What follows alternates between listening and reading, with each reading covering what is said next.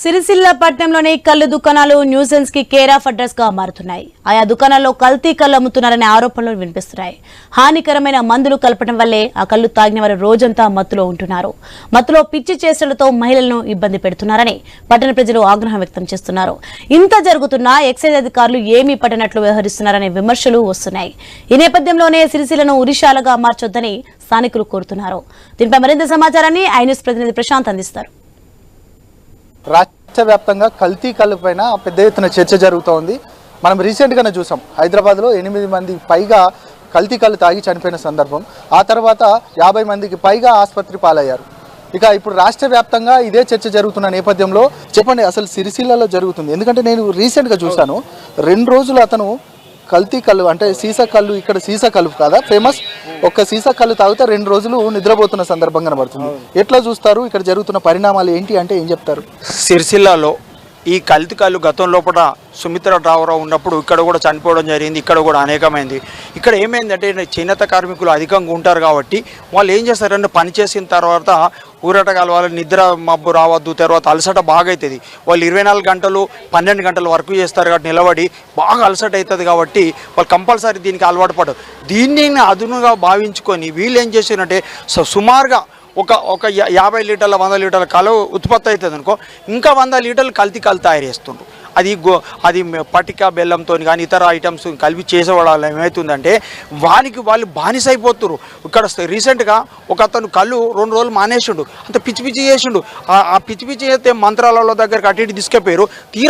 మానసిక వేదన దగ్గర తీసుకుపోయిన తర్వాత ఒక 50,000 రూపాయల ఖర్చు అయింది.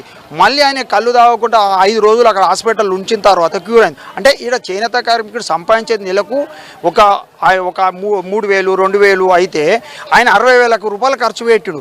రాష్ట్రంలో కూడా జరుగుతున్న దానికని ఇక్కడ దారుణంగా ఉన్నది. ఎందుకంటే రాష్ట్రంలో తెలంగాణలో ఇక్కడ కార్మికులు ఎక్కువ నివసించేది ఈ ప్రాంతమే. మరి ముఖ్యంగా మన రాష్ట్రంలో అత్యధికంగా కళ్ళు తాగేవాళ్ళు ఇక్కడనే ఉన్నారని చెప్పచ్చు. ఇలా అసెంబ్లీలో చర్చ పెట్టి దీని మీద కఠినమైన చట్టం తీసుకొచ్చి వాళ్ళకు అవసరమైతే ఆ కల్లుగుత్తాలు ఉన్నటువంటి వరకు శాశ్వతంగా లైసెన్స్ ఇవ్వద్దు.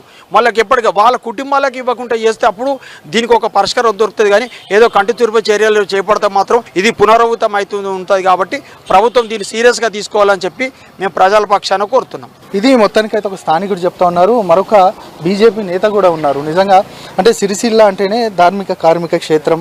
నిజంగా నిత్యం నేతన్నలు తమ పని చేసుకుంటూ జస్ట్ వారి యొక్క రిలాక్సేషన్ కోసం ఈ సీసా కల్లు తాగుతున్న సందర్భం కనబడుతుంది. నిజంగా అది కల్తీ జరగడం, ఆ తర్వాత జరిగే పరిణామాలకు సంబంధించి మీరు ఏం చెప్తారు? ప్రభుత్వానికి ఏం చెప్తారు? రాజన్న సిరిసిల్ల జిల్లాలో కల్తీ కల్లు చాలా రోజుల సంది జిల్లా కలెక్టర్ గారు ఉండేది సుమిత్ర డౌరా అని. వారి పీరియడ్లో చూద్దాం మేము ఇక్కడ ఆకలి చావులు జరిగినాయి.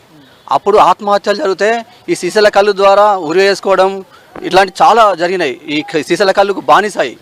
అప్పుడు సుతం మేము పోరాటం చేసినాం. అప్పటి నుండి ఇప్పటి వరకు ఇది ఇట్లనే కొనసాగుతుంది. ఈ అధికారులు నిమ్మకు నీరెత్తనట్టు వ్యవహరిస్తున్నారు. కళ్ళు తాగేటోళ్ళు ఎట్లున్నారు, అమ్మేటోళ్ళు ఎట్లున్నారు ఒకసారి గ్రహించాల్సినటువంటి పరిస్థితి ఉంది.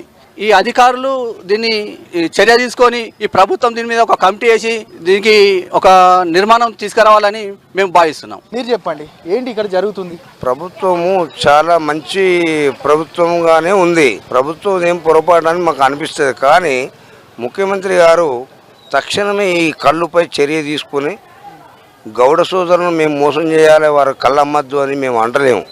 కానీ వారు చేసేటువంటి పద్ధతిలో వాడు అలసిపోయి వచ్చినటువంటి వానికి వాడు కళ్ళలో గంజాయి ఏదో కలుపుకొని తాగుతా ఉన్నాడు. అలాంటి అనుమతి ఈ గౌడ్స్ ఇస్తున్నారు. వారు ఆ లోపంతో వాళ్ళు దుకాణం నుంచి సీసా ఇస్తారు. ఇయ్యగానే వీని చేతిలో గంజాయో మన్నో మసాడో ఏదో ఉంటుంది, అది అందులో కలుపుకొని తాగుతుండు. తాగినాక వాడు ఎక్కడ చచ్చిపోతుండు, వాడు ఇంటికి కూడా పోతాడు. పరిస్థితి అది. చేయాల్సింది ఏంది కదా అంటే వీళ్ళు సిస్టమ్స్, నీకెంత కావాలి అంత, నీ పరిమితి ఎంత అంత అనేది వీళ్ళు గౌడ్స్ పెట్టాలి. దాని మీద గవర్నమెంట్ కూడా ప్రభుత్వం వారు కూడా స్పందించి మంచి కళ్ళు ఉంటేనే పెట్టాలా. దానికి ఇంకో 10 రూపాయలు వేతనం ఎక్కువ తీసుకున్నా పర్వాలేదు. కాకపోతే నువ్వు ఏదో మందు కలిపి వాటర్ కూడా సరి అయింది కాదు. ఇళ్ళకి వస్తే బోరు నీళ్ళు పోస్తారు, కళ్ళులో బోరు పెట్టి అందులో ఈత కొట్టి ఆ మందు కలిపి సీసాలు లాబట్టి పెట్టేస్తారు. అది తాగకపోతే పిడిసి రోగం వస్తుంది. వాడు 1 రోజు తాగి 2వ రోజు తాగలేదంటే పిడిచి వచ్చేస్తుంది. గతంలో మనం చూసాం చాలా ఆత్మహత్యలు జరిగాయి. ఆ ఆత్మహత్యల నేపథ్యంలో మరొక మారు సిరిసిల్లను పూర్తిగా ఉరిశాలగా మార్చొద్దనేది కూడా స్థానికులు చెప్తా ఉన్నారు. అదేవిధంగా మనం ఎక్సైజ్ శాఖను అడిగినప్పుడు ఎక్సైజ్ శాఖ వాళ్ళు కూడా ఎలాంటి ఈ సంబంధించిన విషయం పైన ఎలాంటి స్పందన కూడా లేని పరిస్థితి కనబడుతుంది. మొత్తానికైతే ఇది స్థానికుల యొక్క వివరాలు, అదేవిధంగా స్థానికులు చెప్తున్న మాటలు. వీటన్నిటికి సంబంధించి ఖచ్చితంగా అధికారులు దృష్టి పెట్టి ఈ సమస్యకు పరిష్కార దిశగా అడుగులు వేయాలని కూడా కోరుకుందాం. కెమెరా పర్సన్ ప్రేమ్ సాగర్తో ప్రశాంత్, ఐ న్యూస్, సిరిసిల్ల నుండి.